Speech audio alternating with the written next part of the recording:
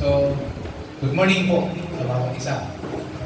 Na ngayon po umaga, patuloy po tayong nagtuturo at nag-aaral tungkol sa kaharian ng Diyos at paano ito magaganap sa ating buhay. So, sa tayo po ay nasanay sa mundong ito. Sa mundong ito na may iba pong klase ng society, ng gobyerno. Pag napunta po kayo ng Amerika, iba po ang atmosphere ng government doon. Although ang ating pong bansa ay kopya doon. Pag napunta po kayo ng Saudi, iba po doon. Kung hindi pa tayo nakakarating ng Saudi, iba po doon. Ang atmosphere ng karayaan ng ano po doon ay laharian. Hari po ang masusunod doon. So, sa iba't ibang bansa, ay mayroon pong tinatawag na klase po ng pamamahala. Dito po sa binasa ni Sister Baby, makikita po natin ang sabi ng Panginoon. Sabi din sa Tagalog, simula noon, binasa ni yung sasali na binasa ni Sister Baby, sabi niya, dito sa akin, sa Tagalog, simula noon, nangaral na si Jesus at ang kanyang mensahe, pagsisiyan ninyo ang inyong mga kasalanan, dahil malapit na ang paghahari ng Diyos. Sa New Living Translation, sabi po dyan ni Jesus, repent of your sins and turn to God, for the kingdom of God, or for the kingdom of heaven is near.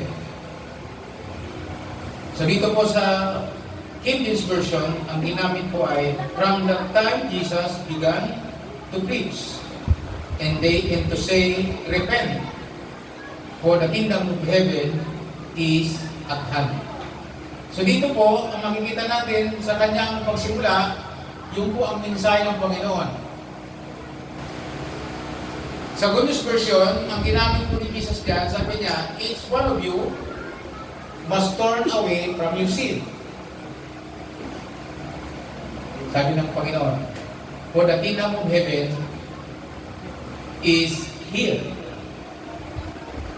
Nung si John the Baptist, sa chapter 3, wala pa po si Jesus, parating pa lang si Lord, sapagkat si John the Baptist ang gagamitin katapaganda ng dadaanan ng aming Panginoon. Nangaral po si John the Baptist, sa chapter 3, mababasa na po ganyan doon, ang sabi ni John the Baptist, repent. Sabi niya, repent for your sins, because the kingdom of heaven is at hand. So yan po ang pag-uusapan po natin kung bakit si Jesus, sinasabi po niya na maunawaan natin yung kingdom of heaven. Sabihin po natin sabay-sabay, kingdom of heaven. Nung tinuro ni Jesus Christ sa prayer, sa chapter 6, tinuro po niya, matapos po niya itong sabihin, pagdating ng chapter 6, ay tinuro po niya kung paano tayo mag-pray. At doon sa verse 10 hanggang 11, tinuturo po doon na naway, sabi niyo doon, sambay ng ngalan mo sa langit, dito sa lupa kung paano sinasamba sa langit, ibigay mo sa amin namin kakainin. Pagkatapos po doon, sabi niya, mapa sa amin ang pag-mahari mo. Ibig sabihin, kami iyong pagarian. So, tinuturo ng Panginoon sa prayer na yung kingdom of heaven mangyari sa atin dito sa lupa.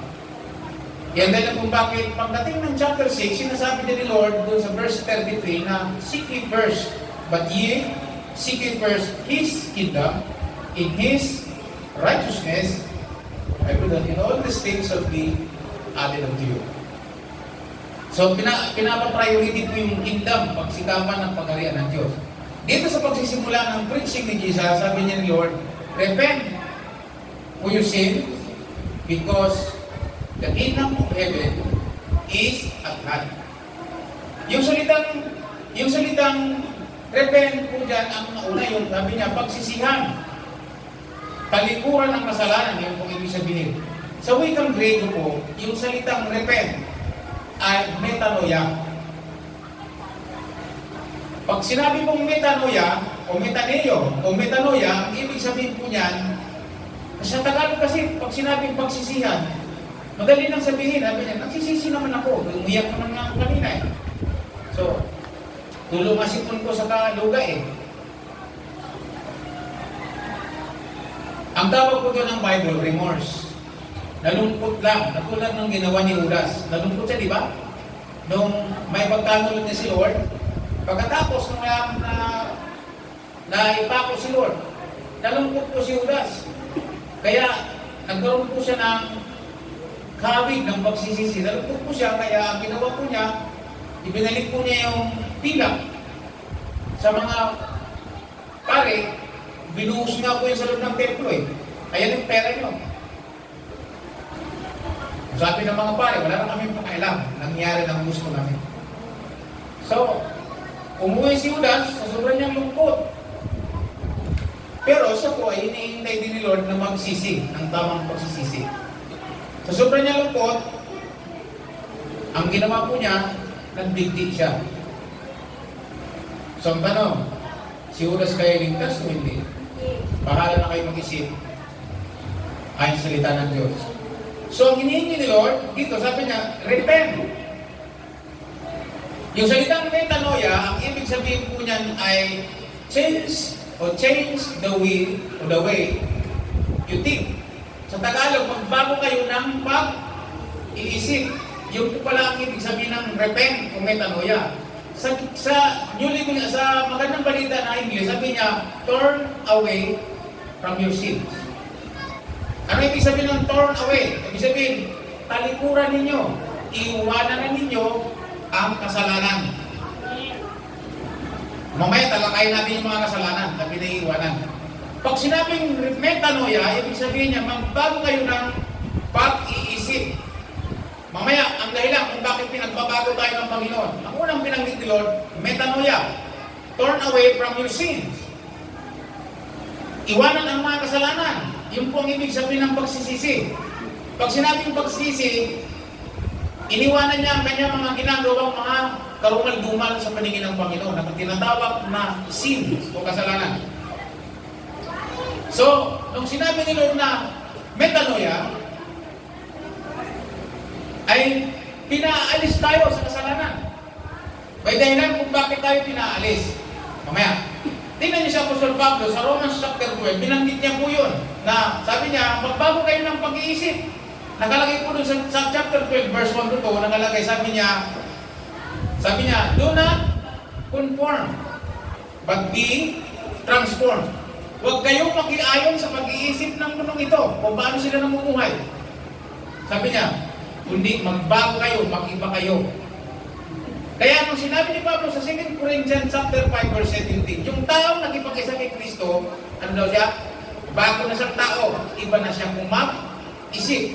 Yung luma niyang pagkatao na may pag-iisip, makasalanan, ang sabi po niya, iniwanan niya, at ito na siya ngayon bago. Kaya dahil lang kung bakit yung na kay Kristo, talagang nagbabago pati ang takbo ng pag-iisip. Dati ang isip ko dati nung kung paano magnakaw ng manok, nung tinanggap ko si Jesus, iniwanan ko ang pagnanakaw ng pulutan. Pero maganda dito, ninanakaw ko sa mga kamag-anak lang. Kasi kung ipakulong ako, mapapagpasinsyan ako eh. Kamag-anak eh. Pero hindi ko sinabing gayahin niyo ako. Ang sinasabi dito, yung nakakilala kay Kristo, nagkakaroon ng turn away from sins. So, sinabi ni Jesus, sa pagkalaga. So, yung word na ginamit niya to repent means metanoia, ang sinasabi, magbago ng pag-iisip.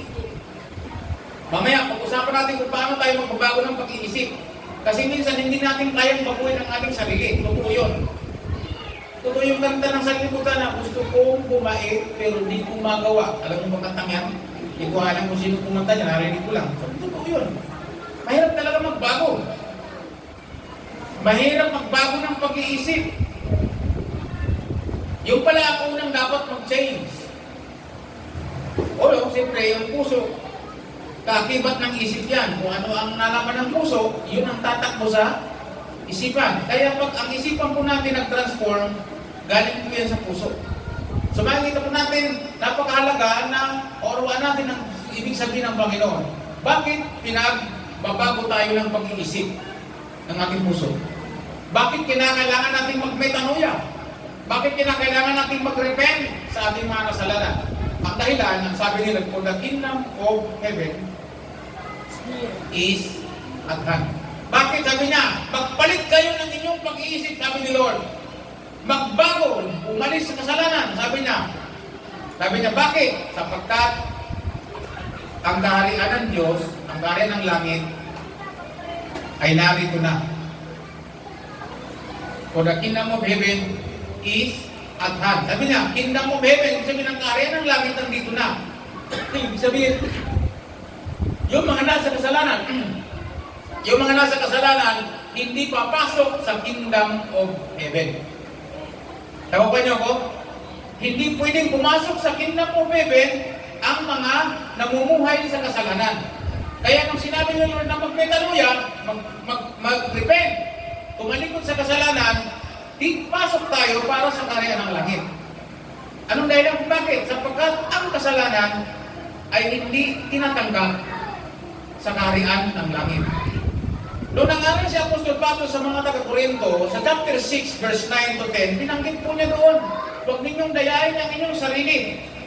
Sabi niya, surely, do not fool yourselves. Ang ganitong mga kasalanan, sabi niya, kung ano ng mga nakalagay po doon, sabi niya, yung mga, lahat ng kasalanan binanggit po doon. Pati mga homosexual, binanggit po doon. Magnanakaw, pumapatay, binanggit po doon. Mga immoral, sabi po doon, binanggit po doon. Huwag ninyong dayain inyong sarili. Hindi tatanggapin sa kingdom of heaven ang ganitong mga buhay ng tao. So, ang kailangan? Sabi niya, mag-repent, mag-metanoia, mag-change of mind. Sabi niya, magpasya na magbago ng pag-iisip. Bakit? Ang parating ay kingdom of heaven. Alam po ba ninyo na dito pa lang sa lupa may kaharian ng langit? Tayo po ang imbahada ng Diyos dito sa lupa ng kanyang kaharian sa langit. Palapakan natin ang Panginoon. So kaya mahalaga na kaya nga mayroong pangangaral. Kaya nga sinuko ng Panginoon mga alagad upang buungan ng alagad, i-commission, i-baptize, at turuan upang maging isang ganap na mamamayan ng langit dito pa lang sa lupa. Para pagbalik ni Lord, mayroong sasalubong sa Kanya. Nabasa niyo na ba sa Thessalonica na yung mga buhay at namatay na nasa kingdom ng Panginoon? Meaning to say, mga mananampalataya ng Panginoon, ang sabi niya, ay sasalubong sa kalapaan. Ang tawag po nila doon ay rapture. Kailan magaganap yun? Pagbalik ni Lord. Pero mahalaga lang, kay buhay tayo at kay patay, tayo sa Panginoon. Nasa loob tayo ng kingdom of heaven dito sa lupa. Yan po yung ating pag-asa na sinasabi ng Bible. Ang mahalaga, sabi ni Lord, nakapag-repent at nakapasok sa kanyang kingdom dito sa lupa. Kingdom of heaven. Bakit? Kasi sabi ko doon, hindi papasok sa langit ang mga makasalanan po. So paano po tayo makakapag-repent? Tinuro po ni Apostol, ng mga apostol sa Aklat ng Gawa, chapter 2, verse 38. Ang sabi po doon sa mga tao, mga Hudyo po to, mga Hudyo, na magtanong, sabi niya mga apostol, anong dapat namin gawin?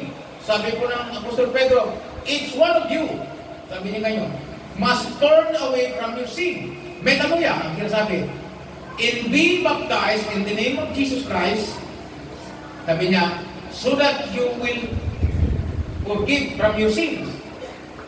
Para daw ikaw, sabi niya, bawat isa sa inyo ay magmetanoia, magsisi, tumalikod sa inyong mga kasalanan, at magpabautismo sa pangalan ng Panginoong Jesucristo upang patawarin kayo sa inyong mga kasalanan.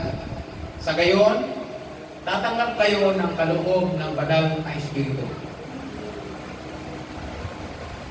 So, paano magsisi? Paano na po magsisi? Sabi niyan, sumampalataya sa ating Panginoong Jesucristo. Tapos, iwanan, magpasyang iwanan. Nalala ko yung aking bayaw sa pinsan, nandun ko sa inyo, na sumampalataya sa Panginoon sa pamamagitan ng pangangaral. Hindi alam ng tatay ko yun, na sumanggap na pala. At nung magkaroon ng schedule ng water baptism, naririnig niya, nung magkaroon ng water baptism, pumila. Hindi siya nakadamit ng pambutis ng damit. Siya'y nakadamit na kulduroy na muong na kulay itim, at nandun sa pinakadulo at nakapila. Akala ng tatay ko nang uyang o nangiinis. Kasi mahilig manginis yun eh. Si tatay, para hindi maging brutal yung kanyang pupunta, hindi niya pinuntahan at pinalis, kundi pumunta siya doon sa dulo, na nasisilip siya ng bayo ko sa pinsan, at pumisto ng tatay ko ng ganyan, sabi niya,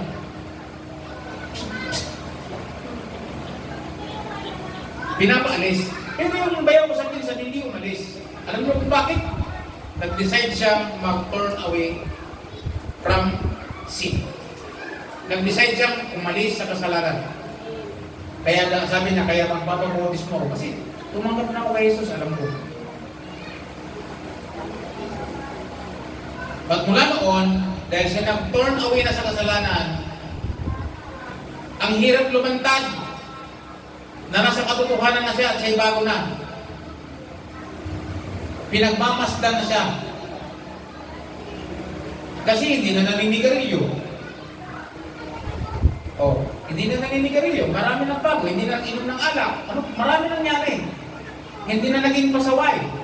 So, lahat ng mga pinsan ko, nagbago. Sabi, ang nangyari dito? So, kami lahat, alam kami, tinuklas namin. Kaya ako inaalam ko. Yung pala, nagpapasok na kami lang sa trabaho, siya nahuli pa. Kasi yung Bible pala ng tatay ko, binubuklat niya at nagbabasa siya. Inalam ko. Kaya ako nagpahuli rin, nagtago ako sa kwarto, hindi ko alam, yung isang ko pang pinsan, manunubok din pala, nandun sa kabila, alam niya kung anong turi na nangyari kasi bayaw ko sa pinsan. And then nung natugmasan namin, na nagbabasa na pala ng Bible, nasilip ko nagbabasa ng Bible. At nung nagbabasa ng Bible, siyempre, akala niya sila mag-isa doon, hindi niya alam, may dalawang nanunubok. Isang sa Diyos, isang sa demonyo. Isang unbeliever, isang believer. So, inalam ko talaga eh. Hindi ko rin alam na meron din pala akong pinsan na nanunubok. Hindi, inaalam niya kung nangyari sa bayo niya.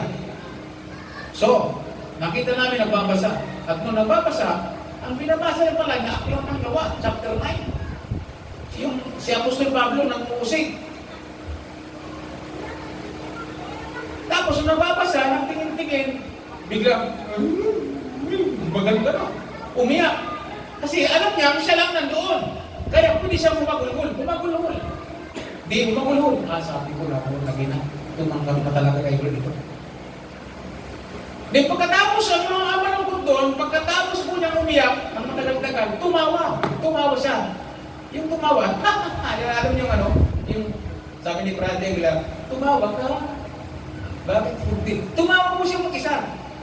Madaling salita, pagkatapos ko nun, umalis siya. Akala niya, siya lang nandoon. Pagka alis niya, lumabas din ako. Papukat-mukat mo, si Kuya Unyo, Junior, lumabas din. Tatawa-tawa. Sabi niya, alam niya na dalawa kayo nanulubog. Sa akin positive, doon sa pinsa ko negative. Kasi sabi niya, yan ang abang sinasabi ko pag nagbasa ng Bible, nababaliw. Nabaliw si Ruby. Kasi nakita niyang umiyak, tumawa, di ba sa kanya, unusual yun. Hindi, pwede kang umiyak, pero yung sumama ka pa ng tawa, mukhang hindi maganda. Di ba? So, yung pinsan ko, nagsimula, nagmetanuya. Kaya pag uwi ng Bicol, nagulat yung pinsan ko na yung mga anak niya, na pinapabayaan niya, alam niyo pag nalalasing yun, yung anak niya pag umiiyak, ginukuha doon sa kuna, binabato sa bintana. Ganun siya. Pag lasing yun, lang mo sa simot, mariwana. Pag yung anak niya, alala ko yung si Bibi, yung pangalan Bibi, sanggol pa yun eh. Pag tayo may bato sa bintana, maingay daw eh. Pero nagbago po siya. Kaya ngayon, nung bumalik, iba na ang pag-iisip. Yung pinsan ko, wala nang ginawa, siya naman iyak ng iyak. O diba? Ibang klase ano po. Kaya nung sinabi niya sa pinsan ko, Gong, ang ibig sabihin ng asawa, Gong, masama ka sa akin. Hindi tayo magkakatoliko. Sisim na tayo mamaya. Walang kabog-abog sama ang pinsan ko. Kasi nakita niya na change of mind ang pinsan. So, kailan nangyari yun? Nung tinanggap niya si Jesus, nung lalaman niya siya yung nasa kasalanan, nangangalig siya mapunta sa impyerno, tinanggap niya ang Panginoon, at dahil doon, nagkaroon siya ng change of mind, nag-desisyon siya. Kailan magsisimula? Magpapasya ka talaga. ikaw ang mag-decide. Kaya ako na ako yung mag-decide din. Nag-decide akong iwanan ang bisyo. Hirap ako. Hirap akong iwanan ang marijuana. Yun ang pinakamatindi. Parang baon na yun sa aking laman. Panlasa. Saka yung sigarilyo.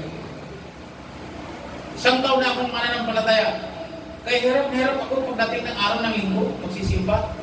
Kaya pupunta ako ng CR, doon ako ihit-hiting ko ang malbona. Gano'n lang, hanggang maupos. Pagkatapos, yung kamay, lalagyan ng sabon. Mag-chewing gum para hindi maamoy na amoy sigarilyo. Pero ang totoo, alam pala ng lahat na naninigarilyo ako doon kasi umuusok doon sa bubong ng CR. Hindi na lang ako sinisita. Nag-set up kay Lord na, Lord, susundin kita. In presence sa akin ng Holy Spirit, mag-fasting ng 3 days, walang kain, walang inom. Alam mo, nag-fasting po ako, nanalangin, nakaya ko po siya. Pagkatapos ng fasting, nawala na po yung aking bisyo. Ibig sabihin, desisyon ko po yun sumunod sa Panginoon. So, kailan magbabago ang pag-iisip natin? Mag-decide tayong sumunod sa Panginoon. Tanggapin natin si Lord as Lord and Savior ng ating buhay. Bilang hari natin. Kasi sabi ni Lord yan, repent for the kingdom. Sabi ng kingdom, pinangalan mo na nakaraan. Sabi sa Hebreo, trata. Sabi mo sa Aramaic, mamlaka. Sabi sa Grego ay baselya. Yung kingdom, yung harian, mayroong hari. At ang hari noon, ng kaya ng langit, walang iba kundi ang ating Panginoong Jesucristo. Ang sabi po sa aklat ng Revelation, siya ang hari ng mga hari at ang Panginoon ng mga Panginoon. Palapakan natin siya. Pag tinanggap natin si Jesus sa ating buhay, babaguhin niya ang ating buhay. Once na nag-decide ka, Lord, willing akong sumunod sa iyo, mag-decide ako ngayon, magkikipag-isa ako sa iyo ngayon, baguhin mo ang aking buhay. Marami po ang nakipag-deal sa Panginoon na yung mga imposibleng bagay. Pero binago sila ng Panginoon. So wala taong totoong tumanggap sa Panginoon na nagdesisyon sumunod sa Kanya na hindi nagbago. Lahat po sila nagkaroon ng metanoia. Nag-turn away from their sins. Bakit kailangan mag-turn away from sa kasalanan? Dahil ang sabi niya, for the kingdom of heaven is dead. Ano sabi ng Revelation chapter 21 verse 8? Sabi niya, ngunit ang mga luwag, ang mga taksil, ang lahat na nagpapasasa sa kasuklam-suklam na kahalayan, mga mamatay tao, mga manggugulang, lahat na ang immorality at ang mga sinungaling, ang sabi niya, ay hindi mapasok sa langit, kundi ilulublog doon sa lawang apoy na siyang ikalawang kamatayan. So, hindi welcome sa kingdom of heaven. Yan na lang kung bakit merong pangangaral. Ayan na lang kung bakit kung sinabi ni Lord, repent, magmetanoia. Dahil ang kingdom of heaven nandito na sa lupa. Nandito na ang king. Kaya mahalaga, unawaan natin na ang pagpasok sa heaven ay hindi sa ano pa man, kundi unawain natin yung kingdom of God. Si Jesus po ang king doon. Siya'y napako sa krus ng Kalbaryo para tayo matubos sa ating mga kasalanan upang ang sino mang sa kanya tumanggap ay hindi mapahamak, kundi magkaroon ng buhay na walang hanggan. Dito pa lang sa lupa. Anong sabi po niyang mga apostol na dapat gawin? Ang sabi niya, each one of you, bawat isa sa inyo, hindi po family deal. Although, nung sinabi ni Pablo sa labas, na nangaral po siya na, ang sabi niya, anong dapat namin gawin? Sabi ng mga gwardiya at ang pamilya niya, anong dapat namin gawin upang maligtas? Sabi, sumampalataya ka sa Panginoon Yesus, maliligtas ka, ikaw at ang iyong. Bakit ikaw muna? Kasi pag ikaw'y tumanggap, susunod ang iyong sambayanan. Talapakan natin ang Panginoon. Sumampalataya ka na ba? Ibig sabihin, dapat makita ang susunod ang iyong pamilya. Paano sila susunod? Malalaman nilang ng change of mind ka. Mayroong, hindi nila maaaring hindi makita na mayroong nangyaring pagbabago sa ating katao. Kailangan mag-change ang ating isipan at yun ay makita ng iba. At pag nakita po ng iba yan, magtataka sila. Totoo po yan, dahil personal experience yan. Nung umuwi ako sa Bicol, hindi po ko nagsabing, born again ako. Nasa kingdom of heaven ako dito sa lupa. Hindi ko sinabi yan. Napagmasdan po yan ng nanay ko. Yung bunganga ng nanay, bunganga talaga. Yung bibig ng nanay ko na parang masinggan, tatatatatap. Parang napigil, hindi makaputok, hindi makaputak. Kasi nakita niya yung anak niya, pag-uwi, hindi umalis. So siya po, in-observe niya ako. Habang sinisilip pa po niya ako sa dingding ng bahay namin, sa dingding ng bahay namin, alam po niyo ba yung, yung sinalapid na daw ng yog? Pwede sungkitin ng dalito yun ng ganyan, masisilip ka na sa loob. Nakikita niya ako doon, nagbabasa ng Bible, tapos nakita niya ako minsan sa gabi, nakalubod at nananalangin. Hindi po niya matanggap na gano'n ako eh. Hindi mailubos maisip. At hindi po siya nagtatanong, nagmamasid siya. Pag-araw, inaasikaso ng mga kapatid ko, pinapaliguan ko. Yan yung mga nagpunta dito, si Kapipina. Ilaga. Inaasikaso po yun. At pag Huwebes, pupunta ako ng Bible study, atin ako ng Bible study. At nakita niya ako may Bible. At sabi niya, ako, may Bible ka pa. Yun ang sabi ng nanay ko. Iba na yung putok ng kanyang bibig. Hindi na putok o sinta. Wala kang pakilamang. Dati. Umaalis na, sinusunod pa, matatatat. Nagbago. And then, nung bandang huli, nakita niyang pagbabago, hindi po siya nakatiis. Nanalangin ako sa Panginoon, Lord, isa lang pagkakataon ang hinihantay ko. Pagkakataon lang na mabahagian ko ang nanay ko. Yun lang yun. Ang sabi niya, anak, ako ba? Hindi rin ba pwede ka muna natin? Opo, sabi ko. Wala namang anak. Kung gusto niyo. Hindi ako nagpakikot pa ako eh. Kayo, kung gusto niyo. Pwede kayo mag-born again. Hindi kayo makakilala sa Panginoon. Eh, mula noon, nang sinarang ko nanay ko, sinirang ko siya. One-on-one. Tinanggap niya si Lord nung time na yun. Sabi ko, gusto mong tanggapin si Lord ngayon, gusto mong mag-desisyon na magbago ang pag-iisip at patawarin ka sa iyong mga kasalanan at tumanggap ka ng Espiritu ng Diyos, ngayon mismo, tanggapin mo siya. Sumunod ka sa maiksing panalangin. Ganito, Pabi, manalangin tayo, sumunod ka ba? Pag binilisan ko na, kasi magbago isip mo. Nanalangin kami, tinanggap niya ang Panginoon, nakita ko talagang iyak siya, luha siya. Alam kong totoo sa puso niya tinanggap. Mula nung tinanggap ni si Lord doon sa panalangin namin sa bahay, sunod na Huwebes kasama na sa Bible study. Ang sabi ng mga tao niya, ano nangyari sa payo mo? Ibig sabihin, ano nangyari sa utak mo? Bakit? Dito sa Hermita ka dapat. Hanggang sa nagkatabi kami ng chapel, bayan, nagkatabi ng chapel. Sabi, dito ka, ba't kung ka? Sabi niya, saka ako na ipaliliwanag sa iyo pag kaya ko na. Basta isa lang alam ko, nagbago ang isip ko dyan. Naalaman ko ang katotohanan. Palapakan natin ang Panginoon.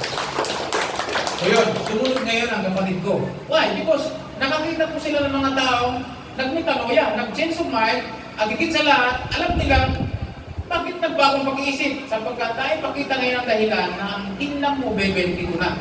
Na kapag ang isang tao hindi nakapasok sa kingdom mo, beben, dito pa lang sa lupa, pag ang tao namatay na wala kay Kristo, sabi niya, mapanganib. Nabasa niyo na ba sa Bible? Na kapag ang sino man, ang sabi sa aklat ng Revelation, ang taong hindi nakasulat sa aklat ng buhay, sinibor, aklat ng buhay. At alam ba ninyo kung sino ang aklat ng buhay? Ang aklat ng buhay, walang iba kundi si Jesus Christ. Ang Book of Life. Bakit? Sabi ni Lord, I am the way, the truth, in the life. Tagalogin natin. Sabi ni Lord, ako ang daan. Wala nang ibang daan. Ang impyerno, walang exit, walang makakalabas. Ang langit, isa lang ang pinto. Paliwanag ko sa inyo ulit. Ang impyerno, walang exit, malaki ang pintuan. Bakit? Ang sabi, pumasok kayo sa makipot ng pintuan, sabi ni Lord, sa Matthew 7, sapagkat malawak ang daang papunta sa kabamakan. Amen. Malawak daw at marami at ito ang dinadaanan ng karamihan. Yan dahil kung bakit dapat tayo mangaral at magsabing mag-repent kayo. Iwanan niyo ang inyong mga kasalanan. Sapagkat pag hindi, malawak ang pintuan papuntang kapamakan sa impyerno. At doon walang exit. Walang labasan. Sabi, walang labasan. Okay. Ang langit, iisa lang ang pinto. At ang pintuan ay si Jesus Christ. Sabi ni Lord, ako ang daan. There's no other way. Sapagkat sa silong ng langit, saan niyo marin? Gawa chapter 4, verse 12. Sapagkat sa silong ng langit, iisa ang pangalan lang. Ang magapagliligtas ng kaluluwa ng tao. Walang iba kundi ang pangalan ng ating Panginoong Jesucristo.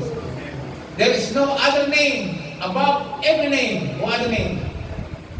Tanging ang pangalan ng ating Panginoon Jesucristo. Kaya nung sinabi po niya sa mga Hudyo, if is one of you must turn away from your sin and be baptized in the name of Jesus Christ. Sino? So that you will forgive your sin and receive the gifts of the Holy Spirit. So, makita natin, sabi sa 1, ako ang daan, ang katotohanan. Ang sabi ni Lord, pag pinalaya ka ng anak, pinalaya ka niyang tunay. Kaya yung tumanggap kay Jesus, pinapalaya ni Lord sa kasalanan. Magkakaroon ng tunay na metanoia. And then pagkatapos sabi niya, at ang buhay. Ako ang daan, ang katotohanan, at ang buhay. Maliban sa akin, sabi niya, ay wala na. Hello, mga kapatid. So yun dahil ang sabi ni Lord, nung sinabi ni Lord, malawak pa lang yung sabi ni Lord, nung sinabi niya sa mga tao na, sabi niya, repent, for the kingdom of heaven is at hand. Alam po ba ninyo, na kapag ang taong namatay dito sa lupa at wala sa kingdom of heaven, kasi iniisip natin na ang kingdom of heaven, ang kingdom of heaven, ang galing ng langit sa taas, hindi nga, ibinaba nga ng Panginoon dito sa lupa, in-extend. Kaya sinasabi ni Pablo na ang church, tayo, bilang mga alagad, ay imbahada ng langit dito sa lupa. Upang ang taong mapangaralan at makatanggap sa Panginoon ay mapasama sa kingdom of heaven. Yan ang pag-asa natin na kahit tayo mamatay dito sa lupa, hindi tayo nangangamba. Diba? Alam natin sa piling tayo ng Panginoon pupunta kapag tayo nasa Panginoon. Kaya nga mayroong pangangaral. Paano ba yan? Kaya nga sabi dito, pinangangaral upang paano tayo makakapagsisi sa ating mga kasalanan. Now, big deal pala po yung salitang repent. Big deal pala yung pangangaral na kailangan mag-change of mind. Big deal po siya. Paano bang metanoia? Simple lamang po yan. Kung ano ang ating buhay, may lumapit sa Panginoon ng mga tao. May lumapit kay John the Baptist. Basahin niyo po sa Aklat ng Juan. Mababasa po niyo. May mga taong lumapit kay John the Baptist. Ano ang dapat namin gawin? Sabi niya, magsisi kayo sa inyong mga kasalanan. Kayo mga babautismo. Bilang tanda na kayo'y nagsisisi sa inyong mga kasalanan. Ano nga po? Pagkatapos niya, ano na? Yung mga dating nagnanakaw, huwag na kayong magnakaw. Sinabi ko doon. So, change of mind. Sabi niya, kami po, mga maniningil ng buwis. Sabi niya, mula ngayon, huwag kayong maniningil ng higit sa buwis. Di ba, may tamang buwis. Amen? May tinatagda ang buwis kung magkano. Pero ang ginagawa nito mga taga-custom, hinihikita nila. Bakit? Para sa korupsyon, ay insertion, flood control. Wala naman silang kaugnayan, humihingi ng porsyento. Yung mga senador, yung mga school-bukol na mga politiko. Di ba ba? Kaya nga marami na kulong. At marami pang ikukulong. At mayroon pang hindi nakukulong na magaling. Dahil po yan. Sabi niya, ano namin gawin? Sabi niya, huwag kayong maniningil ng higit doon sa itinatagdang buwis. Amen po ba? So, sabi niya, pagbago, kami mga kawal. Sabi ng mga kawal, sabi niya, makontento kayo sa inyong. Nabasa niyo na ba yun? Kaya may mga kawal na pumunta kayo sa John the Baptist. Ibig kayo nun. Kami, ang dapat namin gawin. Huwag kayong, makontento kayo sa inyong sahod. Huwag na kayong mangutong. Kung mga kapatid, napakahalaga ang arawan natin na ang gawaing masama ay hindi tatanggapin sa karay ng langit. At para hindi tayo mapasama doon sa mga tao yun, mag-change of mind tayo.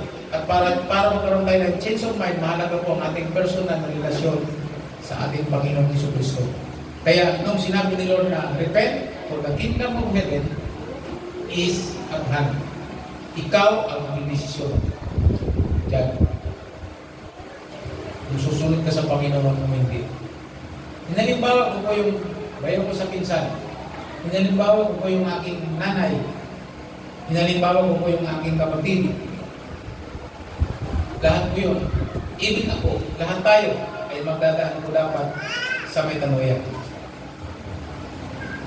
Kaya minsan yung mga organisasyon, yung mga churches na nagkakaroon mo sila, nagkakandak mo sila ng tinatawag na metanoia. Kami mag-asawa, kumati ng metanoia ng equippers. So maganda naman, lalo kami naturuan kung paano mag-change of mind. So yun po yun, simple lang po. Ano nga uli ang metanoia? Pagbabago ng pag-iisip. Ang Tagalog, sa Tagalog, pagsisisi. Anong pagsisisi?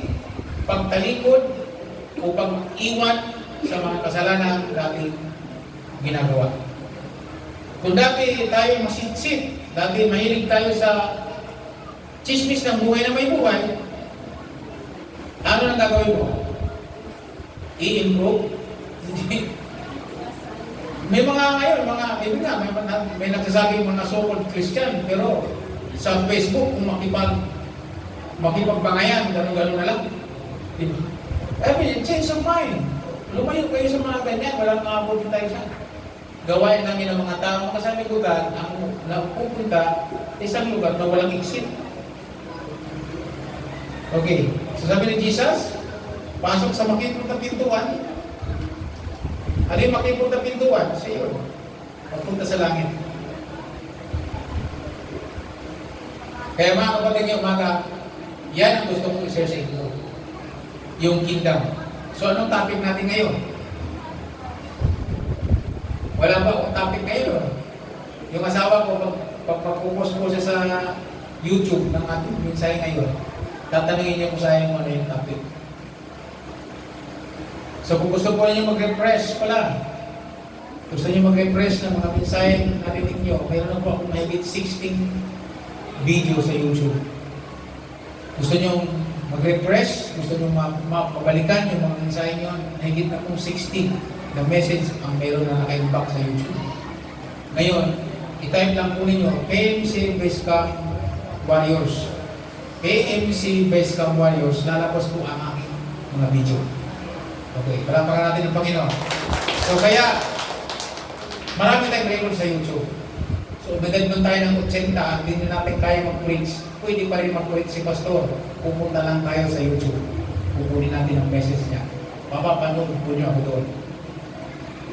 Okay, so, yung kingdom, napakalaga, sabi nga ni Jay, ikaw lang nata nagtuturo ng kingdom mo. Yung kingdom, yung tungkol sa kingdom. Ang pangmagat po natin ngayon ay Kingdom of Heaven. Kingdom of Heaven.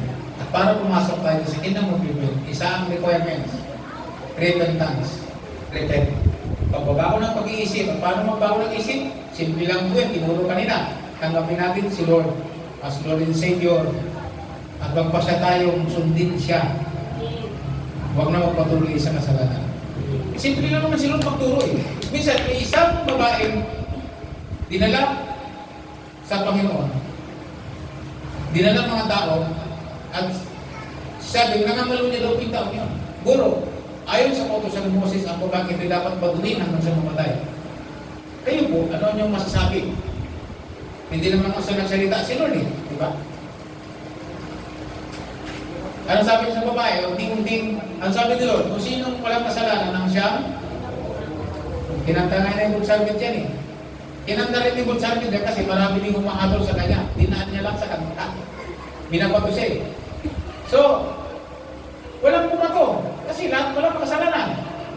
Unti-unti na wala hanggang sa pinakabata. Ayaw na sa natira lang si Lord sa may babae. Oh, nasaan na sila? Hindi ko ba nila ginagawa? Sabi, hindi po. Hindi rin kita hakulan.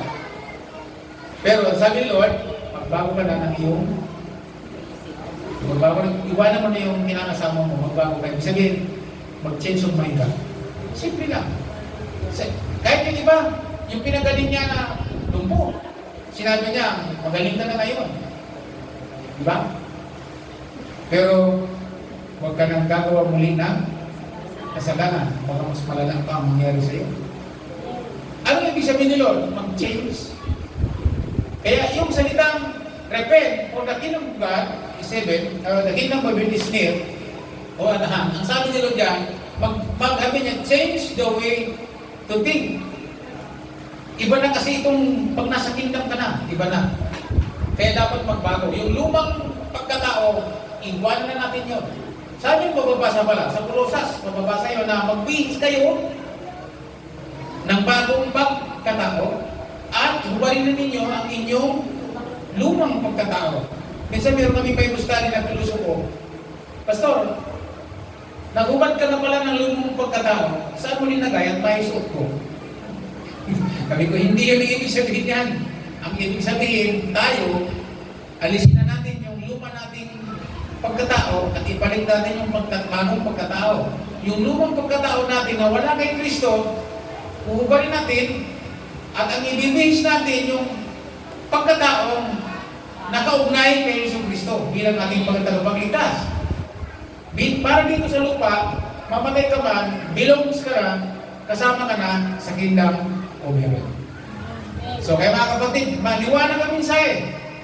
Pag hindi nag-repent, paano ba malalaman ng isang tao nag-repent? Makikita po nyo sa kanyang pagkatao. Makikita po sa kanyang pagkatao. Alam mo nyo si Sakeo, ang bilis ng kanyang repentance, ang bilis ng kanyang metanoia. Abangan niya si Jesus Christ, nagsakripisyo sa kabila na sa ipagdak, umakit sa punong matinig, mamit na lang ang tagapagligtas. At nung namit niya, sa tapat ng puno, Sakeo, calm down, sabi niya, punta tayo sa bahay mo. Tinanggap niya si Lord sa kanyang bahay. Tinanggap niya si Lord as Lord and Savior. Kaya nung tinanggap niya si Jesus, anong sabi?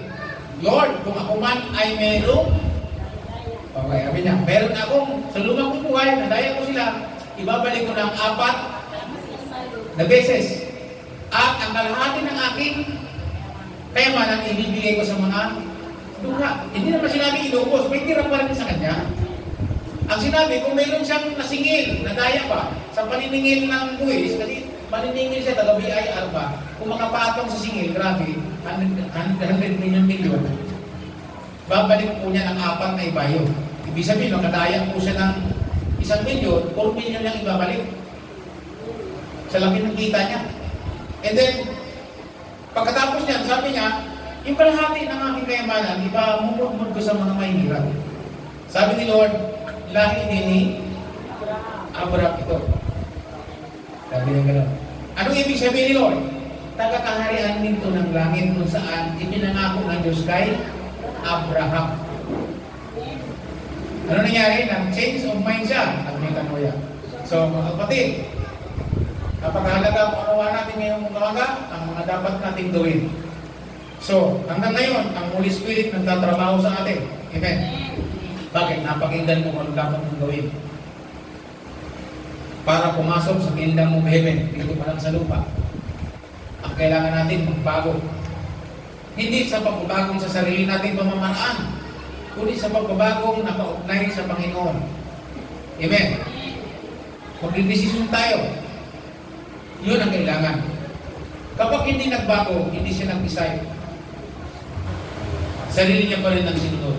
Kahit isama pa sa yung camp niya, pag sarili niya ang gusto at hindi siya nag-decide na sumunod, mag-change of mind, magbago siya ng kanyang pasya, kanyang buhay, never po siya papasok sa kingdom of heaven. So tanging ang nagkaroon lang ng metanoia ang papasok sa kingdom of heaven. Kaya mag-decide po kayo, magpasya po kayo sa inyong buhay. Sapagkat hindi naman ninyo alam kung ano ang kinabukasan po natin. Tanging Diyos lang nakakapag-predict nyo. Pero may pangako ang Panginoon sa lahat ng susunod sa Kanya.